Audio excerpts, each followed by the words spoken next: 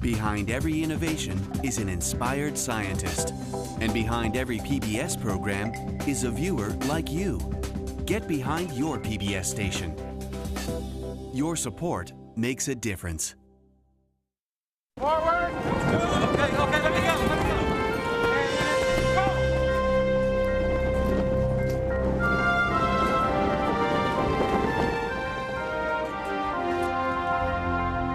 A century ago, on the sands of Kitty Hawk, two brothers, Wilbur and Orville Wright, bicycle mechanics and inventors, built flying machines which would transform our world. Today, as we mark the centennial of the Wrights' great achievement, a team of modern pilots and aircraft builders have become aviation detectives, tracking the Wright brothers' 12 years of experiment, innovation, and genuine risk, which would create the modern airplane. It feels great. It's flying nice and level. It feels really good. Starting with simple kites on a beach, in only a dozen years, the Wright brothers built an aircraft which managed to cross the continent. You study the photographs and study the photographs, and at some point, you'll make a breakthrough, and that breakthrough is, this is how they were thinking about this. This is what they thought. Those are wonderful moments. With modern computer technology and 100-year-old artifacts, the Wright secrets are pried from history.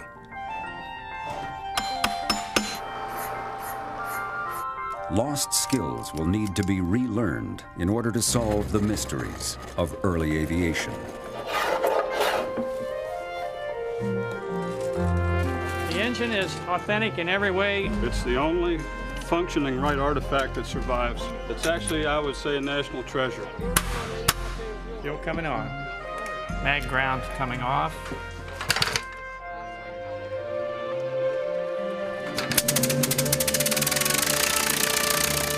More than just inventors, the Wright brothers were also among the world's first test pilots. If today's builders are going to understand the Wrights' aircraft, they'll have to take a risk and fly them. Two men came to try something that half the world believed wasn't even possible. They took great risks, and they were entering an area of the unknown. Don't hug me like I'm gonna die. You're scaring me.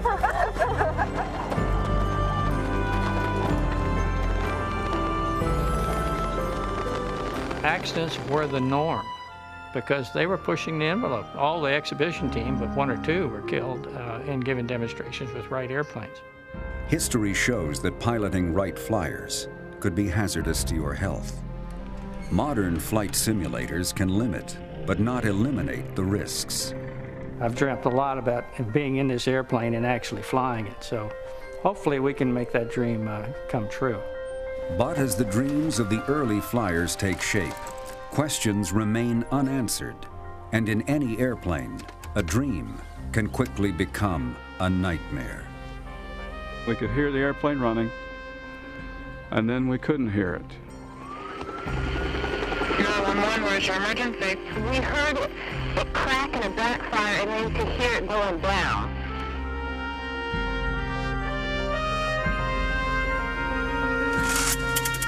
Fasten your seatbelts as Nova takes a wild ride through aviation's first turbulent decade, unlocking the secrets of the Wright brothers.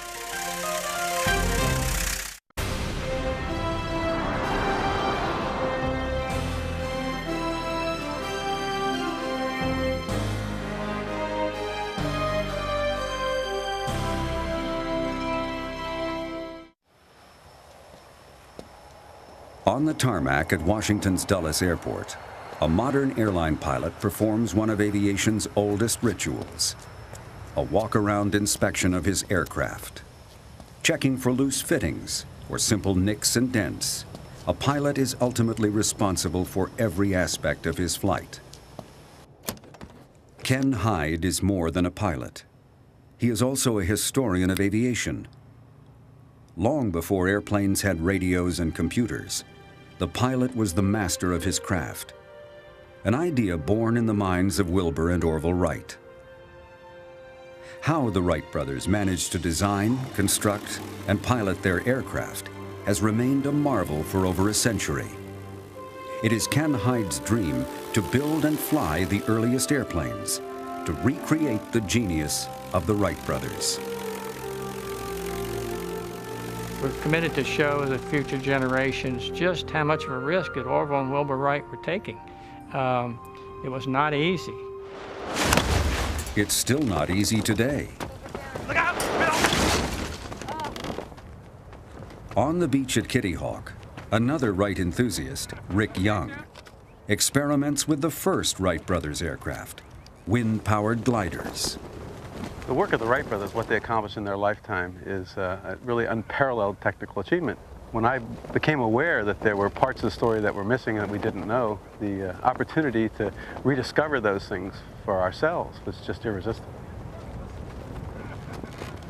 Without the original diagrams, Rick and Ken have to rely on the Wright's century-old photographs. Ken, this is the only picture we have of the 1902 glider that shows the double movable tail. Do you think it would have The written records are very incomplete. Orville and Wilbur were secretive by nature and always worried about people stealing their designs. Today, their secrets will have to be rediscovered. The Wrights were part of a tight-knit Midwestern family, eventually settling in Dayton, Ohio. Around 1878, Orville and Wilbur's father gave the boys their first flying machine. It was a children's toy, a rubber band model of an aircraft before there were aircraft. The brothers flew it, destroyed it, and rebuilt it. They planned to fly a full-scale version, but Orville's grade school teacher wisely called a halt before any damage was done. In 1893, after years of working at various minor businesses, the brothers opened a small bicycle company. Wilbur Wright is approaching 30. He's sort of taken it easy in life. And I think he has this sense that if he's ever going to make his mark in the world, this is the time to do it. And so he's looking for the challenge that will do that for him. And one of the great challenges at the end of the 19th century is the airplane. Working from their bicycle shop, Orville and Wilbur Wright began a modest but serious research project on manned flight. Starting with a few dollars and a Dayton Public Library card, they transformed their workshop into a laboratory of aeronautics. Wilbur wrote a letter to the U.S. Weather Bureau searching for a list of very windy locations. The Bureau suggested the lonely Outer Banks of North Carolina, an isolated life-saving station called Kitty Hawk. It was here that they constructed a Spartan base camp on the dunes and began the experiments which would make them famous. At a modern workshop near Kitty Hawk, Rick and Ken's team is laboring to reproduce the Wrights' early experiments. Using the same wood and fabric, the same wire and fittings, they've started with the most basic of the Wrights' designs, man-carrying gliders. I feel a lot of humility just working with the parts and pieces that we've been able to find. It's absolutely amazing that they could do what they accomplished in such a short period of time. See, now if you take this off, okay, just kick it one time. See, that thing can get way over to one side. In a gust and all. Yeah. 8. Unlike other dreamers and experimenters, before the Wrights even began their project, they broke the problem of flight into 3 distinct parts. If you think about an airplane, it really requires 3 separate systems, at least, to function. You have to have wings that will lift you into the air. You have to have a propulsion system that will move the wings through the air to generate lift. And you have to have a control system, a means of balancing the airplane when it's in the air. The Wrights used their earliest gliders to work on the problem of lift, how to get wood and fabric to seemingly defy gravity and rise into the air. That's just what their pictures look like. It is. 15's an average right now. Okay, that's good right in there.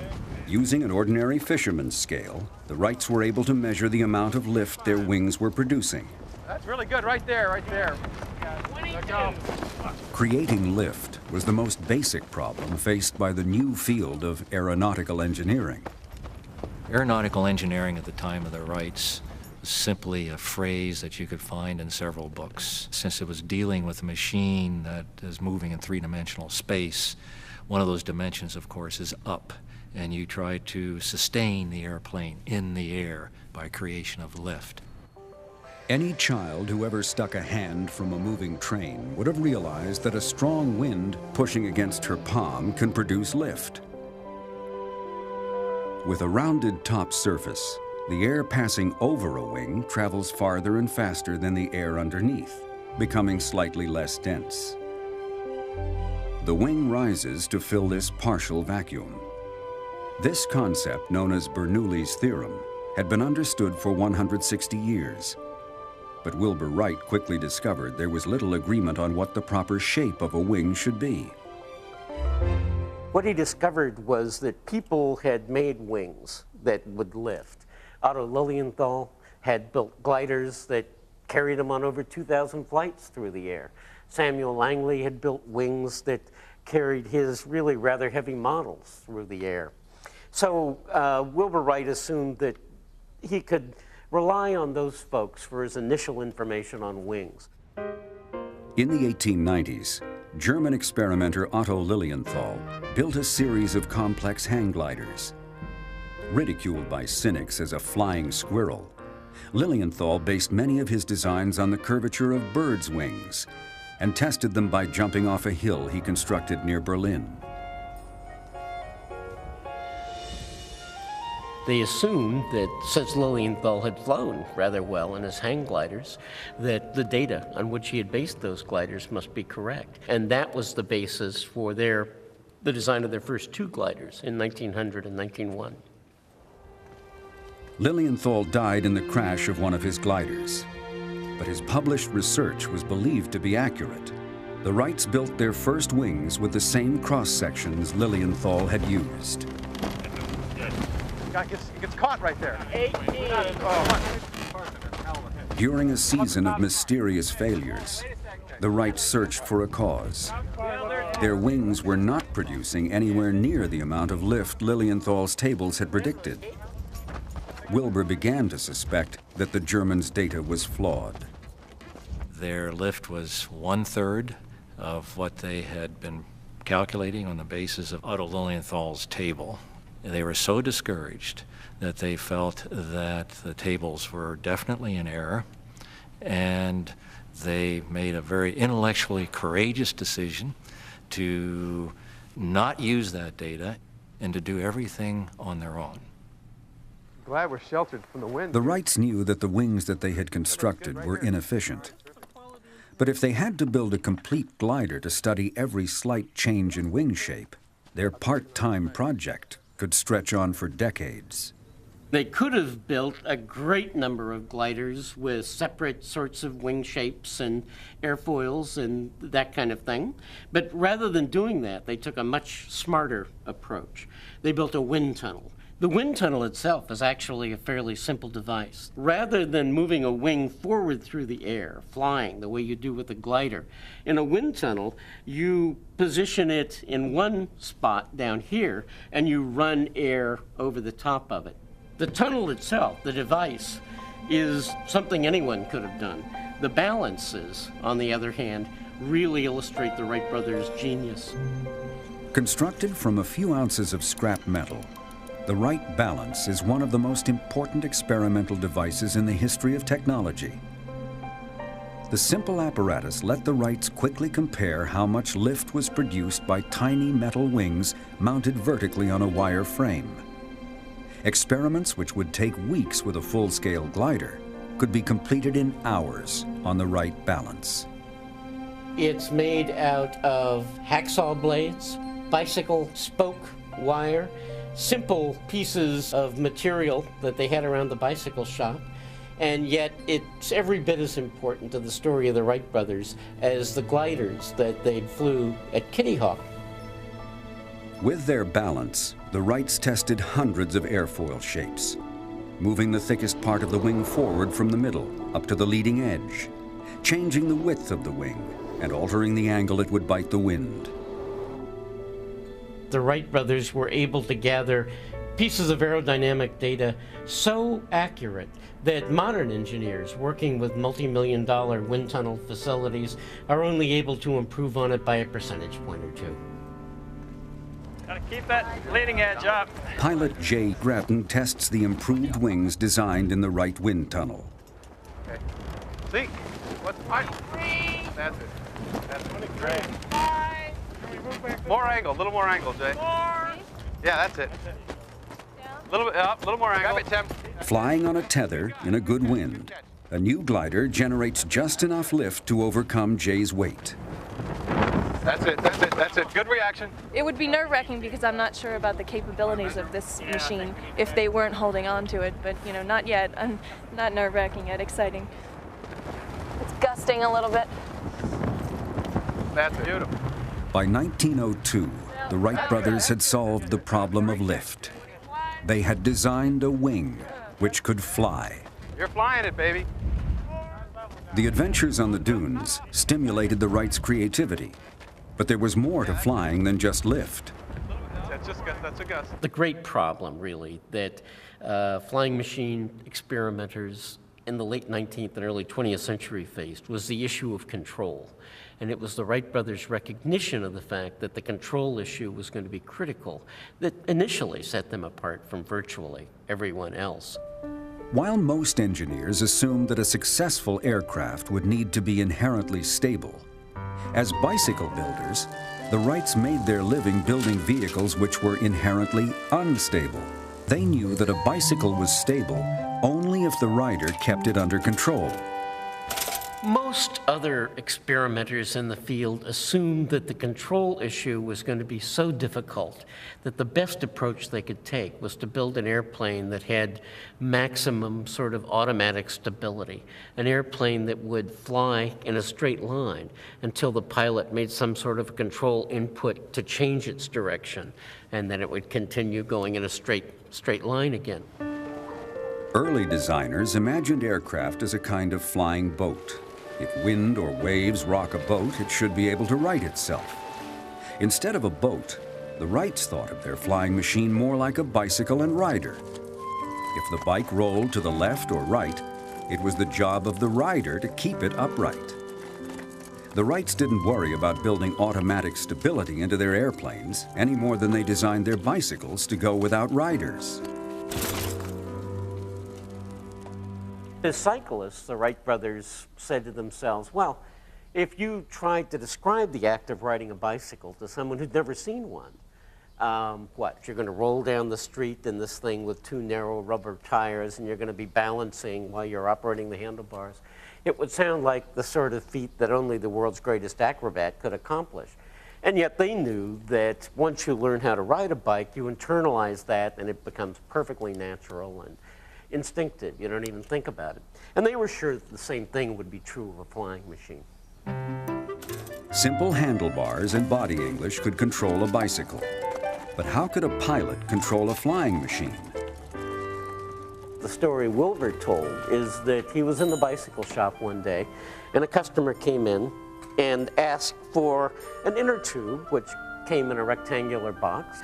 Wilbur was just idly toying with the box and suddenly realized that if you could put a helical twist all the way across the two wings of a biplane so that on one side that the tip would be pointed up and on the other side down, and again you could put a twist across it like this, that would be a method of controlling the airplane in the roll axis. And it's the system that ultimately came to be called wing warping. The cable's running pretty cleanly through the pulleys? Yeah. In the gliders, the wing warping was controlled by swiveling the pilot's hips. Cables transmitted the pilot's movements, twisting one wing up and the other down. There you go. That's good. How about into the wind? Are we oriented well? From the Wrights' first gliders through modern jets, aircraft are steered by banking left and right. Individually changing the shape of wings, either by warping or with modern ailerons, has become the basis of all controlled flight. their idea of having an active control system coupled to a human intelligence, so that the human being was every bit a part of the machine. And so in essence, it's the airplane becomes the manifestation of your mind. What? Don't hug me like I'm gonna die. I'm not, Bob wants you to. After several flights on a tether, Jay Gretton is ready to try her first free flight in the reconstructed 1902 glider. Okay. Now here comes the wind, wouldn't you know it? Okay. Are we ready? Let's go. The Wrights' 1902 glider had wings which could both lift and steer the craft. But controlling the plane by swiveling the hips isn't easy, and it can only be practiced in the air.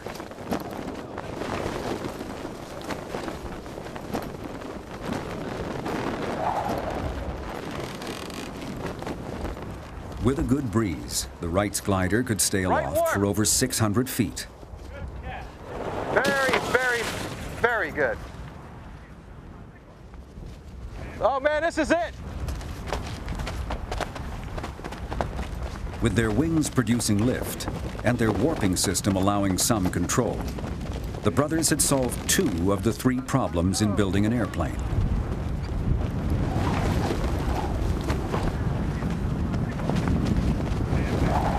Beautiful! Oh, this is awesome!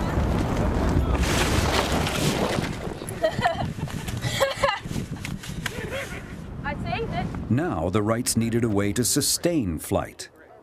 A small gasoline engine could provide the horsepower, but it would take a propeller to actually move the plane through the air. At the Franklin Institute in Philadelphia, Ken and Rick have borrowed a rare, original Wright brothers propeller to learn its secrets. If the team is to build a Wright airplane, they need to be able to carve their own propellers. They want to measure the antique blade's precise cross-sections without damaging them. This apparatus, used in the auto industry, is designed to measure a 3-dimensional object and to record its shape on a computer. I'll go down a little further. Okay. Good, that tells us what we need to know. Looks good. Right. The propeller was one of the great technical problems that the Wrights faced and solved. And in fact, when you look at the way in which they did it, it really does sort of underscore the nature of their genius. People had been studying windmill blades since the 18th century, and people had been using propellers on ships throughout the 19th century, really. So the Wrights assumed that there was some sort of a theoretical base there that enabled you to calculate propeller performance. When they went to look, they discovered that that theoretical base simply wasn't there, and they were going to have to do that themselves. The great breakthrough occurred when they stopped to think about the problem and said, essentially, well, it's much like a wing. It's developing lift. Rather than moving forward through the air, it's rotating, and the lift becomes the thrust that moves the airplane forward. A Wright propeller was just a wing spinning in a circle. The computer reveals the propeller's cross-sections are the same curves as a Wright wing. With this connection between propellers and wings, the Wrights had solved the fundamental riddle of propeller design. Now, the brothers managed to leapfrog all other theoretical work on aircraft propulsion. In the fall of 1903, the Wright brothers are at Kill Devil Hills, Wright Flyer. They're testing the engine, they're testing the propellers, cranking this thing up. They're literally measuring the thrust put out by the engine-propeller combination. They had calculated that they needed 90 pounds of thrust. When they measured the thrust, it was a spectacular 130 pounds. Why? Because their propellers were so much more efficient than even they themselves felt. Wilbur wrote home that night to his family saying, "Success assured," because of their propellers. But the Wright brothers kept their progress under wraps, concerned about high-profile competition. In Washington, Dr. Samuel Langley, with $50,000 in government backing, was putting the finishing touches on his massive flying machine, the aerodrome. Samuel Langley, the third secretary of the Smithsonian, had conducted his experiments with model airplanes.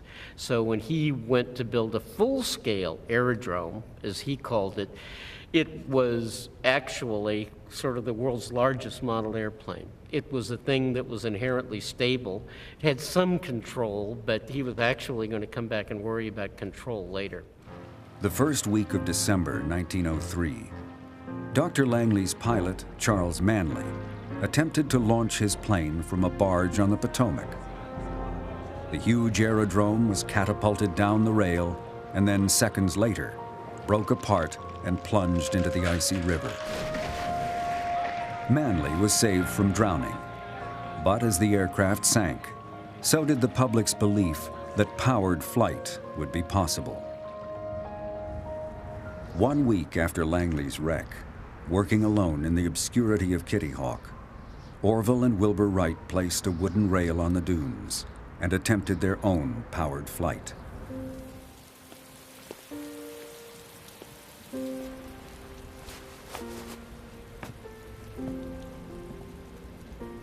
So when they got up that morning, they had to warm themselves up and cook a little breakfast.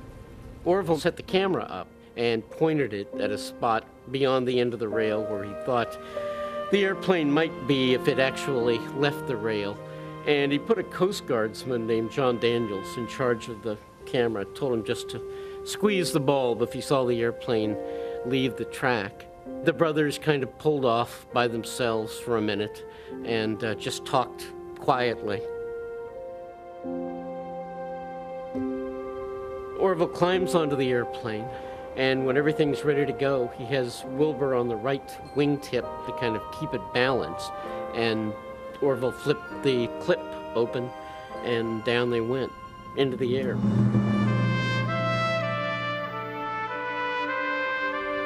The first flight was 120 feet in 12 seconds. Each flight was a little longer than the one before it, but it really wasn't until the fourth flight, Wilbur's flight, that they really flew far enough to prove to themselves that they had achieved sustained flight.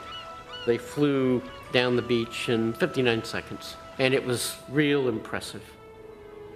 There aren't many days that you can actually identify when history changes, but December 17th, 1903 was one of those days, because it was the day on which an airplane flew for the very first time. After dinner, Orville hiked down to the telegraph office and sent a brief message to his father, announcing the birth of aviation and assuring him they would be home for Christmas.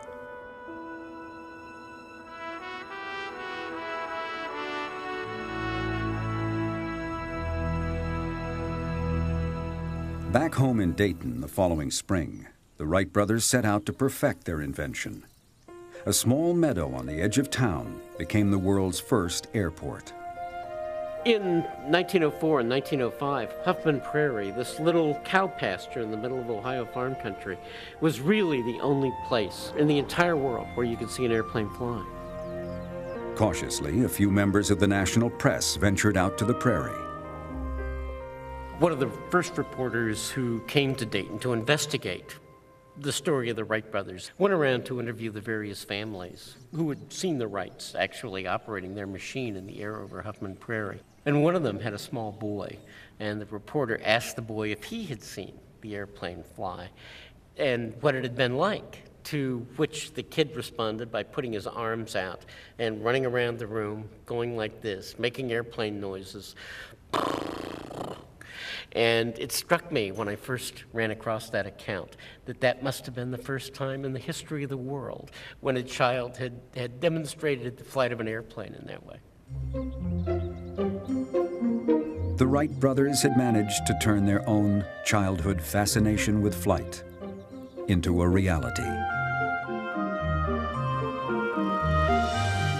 Within a year of their first short hops at Kitty Hawk, the Wrights had built airplanes capable of 30-minute flights. With success, their lives began to change. Wilbur made his first trip to Europe, where he demonstrated his astounding machine before presidents and kings. The brothers were becoming the first new celebrities of the 20th century. This sudden change from Midwestern bicycle mechanic to international luminary is revealed to Ken Hyde in the brothers' own banking records. The Wright brothers were very cautious on how they spent money, and they kept very, very good records. In the early 1900s, the figures are very small, 25 cents to repair an inner tube, a lot of nickel and 10-cent items. As we get further in the building of the airplane, we start seeing much larger expenditures for tools and equipment. And then later on, up into 1907, we're seeing $400 checks to patent attorneys for patent laws in Belgium, France, and England. So it's become from just a small bicycle shop in Dayton to an international operation. The Wright Aircraft Company moved to a modern factory. After 4 years of improvements, the Wrights began building their most advanced plane, the world's first mass-produced aircraft, the Wright Model B Flyer. Selling for the price of a fine yacht, the Model B was meant to be a very practical machine. Its powerful engine and 40-foot wingspan could carry pilot and passenger over 50 miles in the relative comfort of padded seats. As a Model B lands on the White House lawn, flight becomes the American dream. This one is also measuring 64 inches.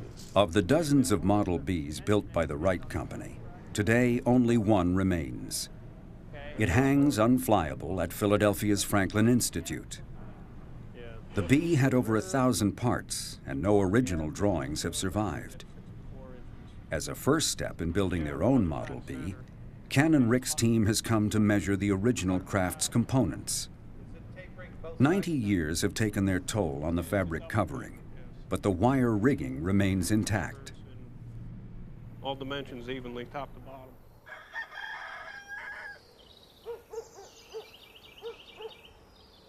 At Ken Hyde's airfield in Virginia, the next step is to exactly reproduce the Model B parts.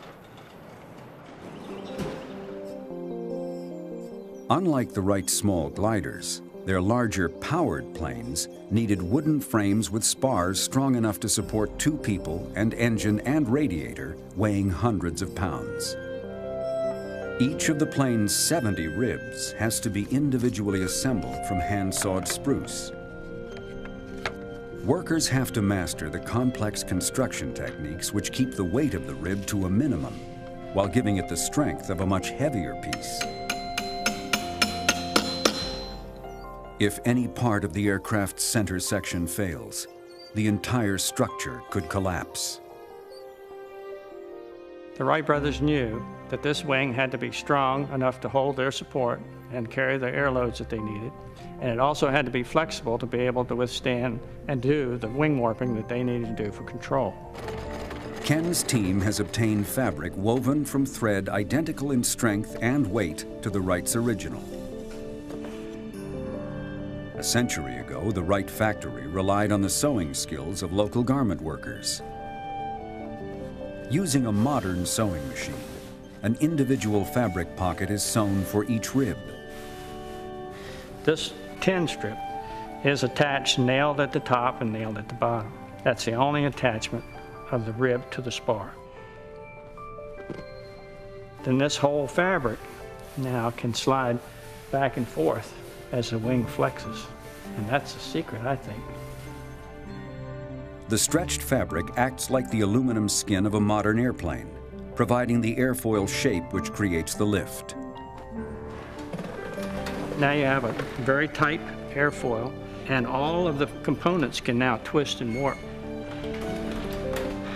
In the Wright's later planes, the wing warping is controlled by strong wooden handles instead of the pilot's hips. Without the fabric, this wing only weighs 17 pounds, which is just absolutely amazing. If you ask an engineer today to build your wing, 13 feet long, 6'2" cord, he's going to be scratching his head to come in at 17 pounds.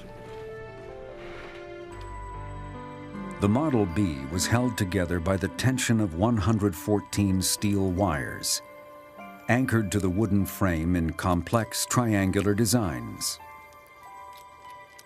The Wrights favored bicycle spoke wires. Each connection needs to be torqued and lashed with safety lines.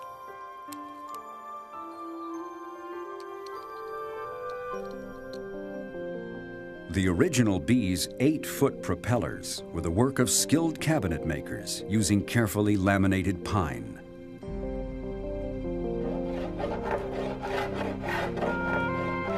Today, Ken relies on the talents of a local violin maker who shapes the precise contours of the original blades.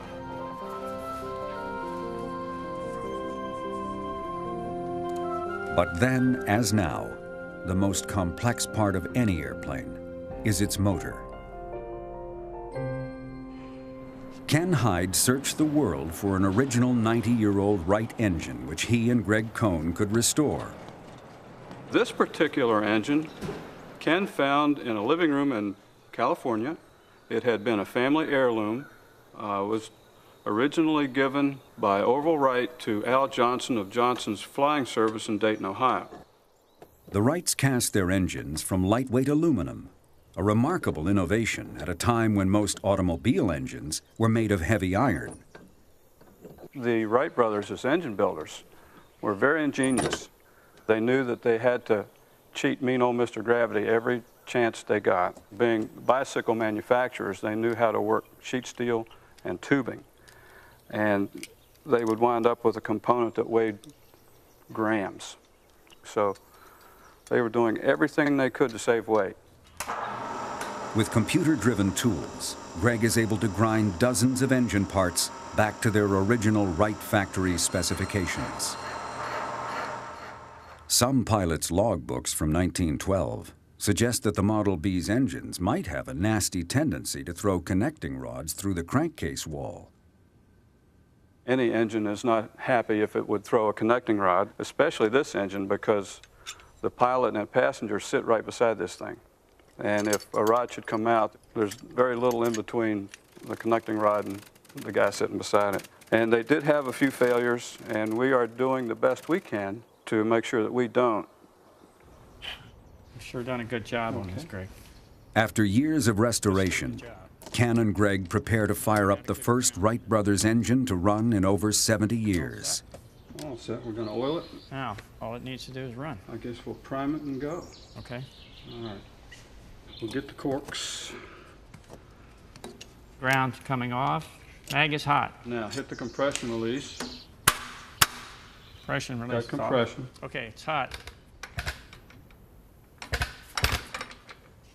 Release the compression. Let me pull it through a few more times. All right. Fuel is off. Okay. Okay.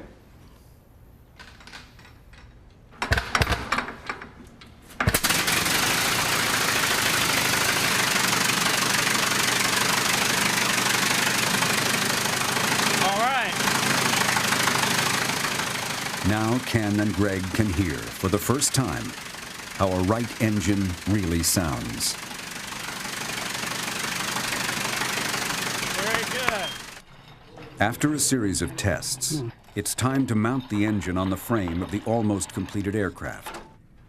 Easy does it. It has been almost a decade since the project began.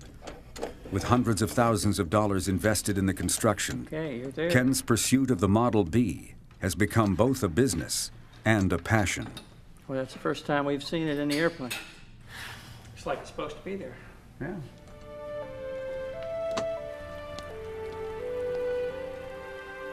On a rainy spring morning, Greg Cohn puts the finishing touches on the reconstructed Model B.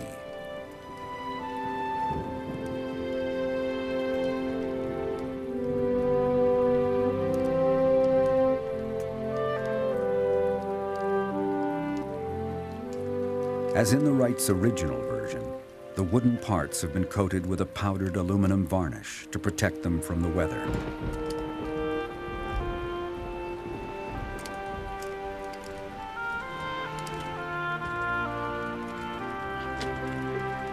The pilot's controls are carefully rigged to the actual Wright factory standards.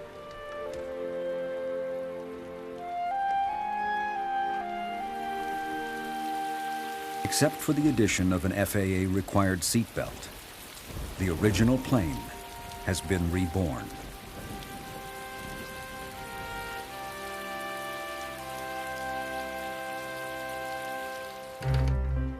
The Wrights hoped that their aircraft would one day be as common as the motor car. But for now, planes were mainly curiosities. They couldn't carry enough weight to carry freight or to carry passengers on scheduled routes or anything of that sort. So the Wright brothers discovered in the end that they had almost no choice but to operate an exhibition team. Charge admission, people would come in to watch pilots fly Wright airplanes and race and do stunts and make money that way. Although Wilbur cautioned his pilots to fly straight and level, it was the daredevil stunts which brought the crowds. There was a lot of competition, and everybody was trying to be flamboyant, and everybody was trying to break records, and everybody was trying to get their name in the paper. So they were diving these airplanes at high speed, and they were doing the spiral of death, and they were doing high altitude contests. And as a result, all the exhibition team, but one or two, were killed and given demonstrations with Wright airplanes. In a single flying season, with crack-ups in St. Louis and New York, and with fatal crashes at Denver and Los Angeles, the Wright team lost some of its best pilots. The flash and danger of the airshow circuit didn't sit easily with the Wrights. Orville himself had crashed 2 years earlier, resulting in a passenger's death. The Wrights were determined to learn from these tragedies. They collected data on all the accidents involving their craft. I have a flight manual that we developed from their tests, a lot of newspaper articles about what happened in crashes. And the biggest problem people had was getting a wingtip down and not remembering which way to move the control. The controls are entirely different than anything that we fly today. In the Curtiss Jenny or in the 727, if you want to turn to the left, you turn the wheel to the left. If you want to turn to the right, you roll to the right. In the Wright B Flyer, in order to turn to the right, you're going to pull back on a stick. It's going to be a fore and aft movement. So you're going to have to think about it. It's not going to be instinctive. To learn the instincts of a Wright pilot, Ken practices on a computer-driven flight simulator based on performance records of a Model B. With authentic controls and engine sounds, he hopes he can master his reconstructed flying machine without leaving the ground. The airplane stalls at 24 miles an hour. And if you get it in too steep a bank, what happens is it starts to slide sideways because it does not have the vertical fin area that a normal airplane has. Wilbur and Orville both wrote that you cannot get yourself in a position where you have to think where the control is. It has to be instinctively a movement of your hand, because if you get in this kind of emergency situation, you don't have time to think about that. You just have to react normally. The next step is to determine how the new Model B performs. There has not been an original Wright Model B flown since 1934. And this airplane is 100% authentic with an original engine. The new Wright Flyer is brought out to the runway for a static engine test. Our basic test procedure was the same as the Wright brothers. They would stake the airplane down, tie a grocery scale in the back of the hangar, and they would run the engine up to full power and measure how many pounds of thrust that the airplane was actually putting out.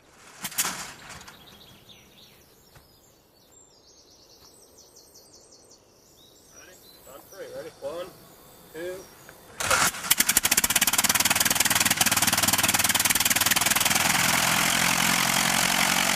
We were getting between 160 to 165 pounds of thrust.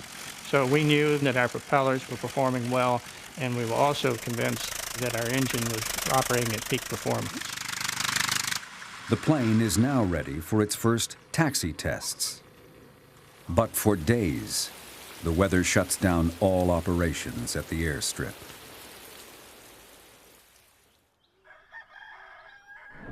After a week's delay, the weather suddenly clears, and the frustrated team seizes the opportunity to test the plane.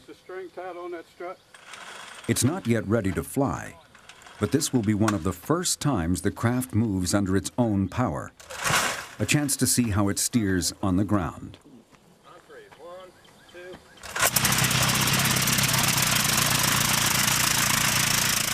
The rain has taken its toll on the grass strip, and Ken decides to move the plane halfway down the runway to avoid some rough spots. The Model B has no brakes, and if something goes wrong, Ken will have much less room to stop. Behind Ken, the propellers rev up to full power. As the plane picks up speed, something seems to be going wrong. The airplane accelerated faster than we had experienced before because it was the first time we really got full power on the airplane. The rudder went from being very, very poor as far as operational control to extremely sensitive at a full RPM. Ken is having trouble keeping the plane under control. With the end of the runway coming up fast, he has to make a quick decision: to intentionally steer the plane into a ditch, or take a chance that he can get it airborne and over the trees. The plane lifts off the end of the runway, an unplanned first flight.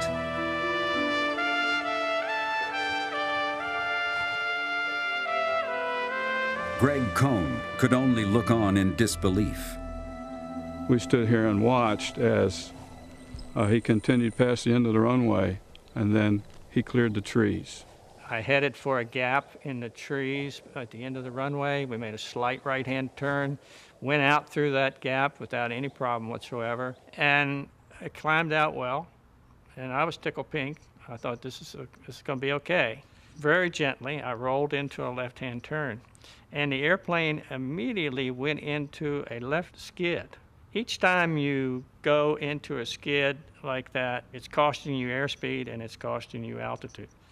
The trees were coming up pretty fast, and I decided, well, if we're going to go into the trees, it's much better to go in on the wingtip because I'm sitting strictly out here on the front end of the spar. We could hear the airplane running, and then we couldn't hear it. And then we heard it again, and then we didn't hear it anymore, and we knew we had to go look for him. 911, where's your emergency? A little lawnmower engine airplane. We heard it crack and a backfire, and then to hear it going down.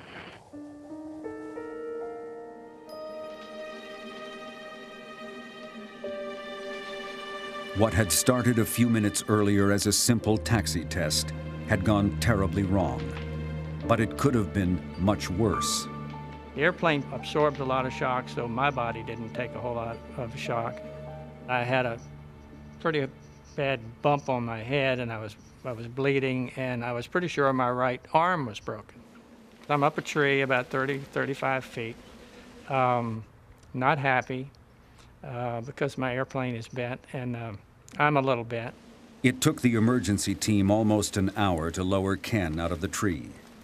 They strapped me on a board, and we went charging through the woods to get to a helicopter. And I thought, you know, I've had a bad day with airplanes today. You know, this helicopter, I don't know this pilot. We're in the middle of the woods, and there are no lights out here. And I thought, oh, geez, you know, I don't know whether I want to go for another airplane ride today. Ken was medevaced to a regional trauma center. You know, everybody was saying, you were in a what? And what kind of airplane? And you were in a tree. And I mean, it was like, we haven't had one of these before. A good friend of mine said, I will bet you no one in any emergency room for 100 years has ever heard the story that you told them about what you had gone through with the Wright airplane. With Ken in the hospital, Greg and the team attempted to recover the remains of the Model B. Suddenly, years of effort were hanging precariously suspended by a couple of threads. The airplane was held up by 2 of the brace wires. Just amazing. Just amazing that thing didn't come down. So how did the plane end up in the trees? What exactly did go wrong on the short flight? It went first into a left-hand skid and then into a right-hand skid. And it was like, bam, I got this, you know. So it's going to be, you know, we're getting used to this. So flew a little bit further and then decided, well, we're going to head back towards the field. And so I rolled it into a left-hand turn again, and the same thing happened. It went into that left-hand skid, and nothing I could do would get it to come out of it. The reason for the skids is still a mystery. But like every aviation mishap, the crash of the Bee was the result of a series of preventable problems. An aircraft accident is always a chain of small things that accumulate. This is not any different. We had not planned to go flying. We had planned to do a taxi test. The safety equipment is sitting on the workbench in the hangar, which is foolish. We had to taxi down about 600 feet of the runway because of some ditching area there, so that cut down on some runway space. And then, of course, the airplane came off the ground from our calculations less than half the distance. So when you add all those things up, you know, hindsight says you can see it coming, you know, but at the time, we didn't see it coming. As anxious as we are to see this thing fly, we still haven't seen it fly. We saw it fly away. I've been associated with this airplane for 10 years, so I'm attached to it. Wooden components took it hard. Of course, we have spares. Most of the metalwork came through pretty good, the fittings. Just very disappointing. Priority is get the engine out, right? The world's only functional Wright engine survived the crash with only minor damage. Looks like it came through relatively unscathed. You can imagine this is kind of precious. Kind of precious. If it is ever going to fly again, the Model B will have to be completely rebuilt. Money will have to be raised, engineers consulting. This time, Ken's team will need to be more attentive to the dangers. The whole process of building authentic airplanes definitely bring authentic risk, the same as the Wright brothers. They did have accidents. A large number of people operating early Wright airplanes ended up dead or ended up tearing up the airplane. And I think that's part of the equation that we really haven't thought out that well. Before Kitty Hawk, Wilbur wrote that he hoped to avoid accidents long enough to learn to prevent accidents. But Wilbur and Orville Wright were both builders and pilots. Starting with their first gliders, they believed that in spite of the risks, actually flying their inventions was an inseparable part of the process of discovery. Just like Wilbur said, you know, you can sit on the fence and watch the horse, but you're not going to learn how to ride it until you finally bite the bullet and get on it and fly it. Back at Ken Hyde's hangar, the planning resumes to build and fly the perfect Model B. A century after Kitty Hawk, work goes on to unlock the secrets of the Wright brothers.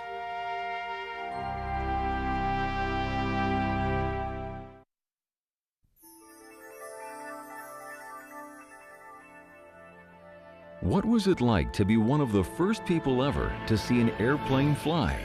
On NOVA's website, read one man's riveting eyewitness account from 1905. Find it on pbs.org.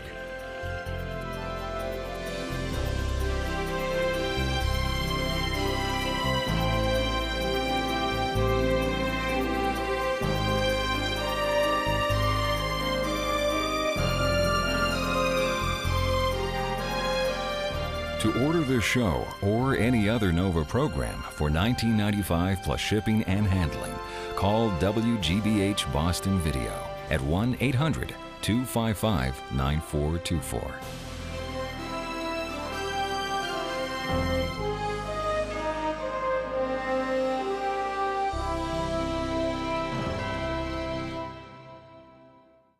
NOVA is a production of WGBH Boston.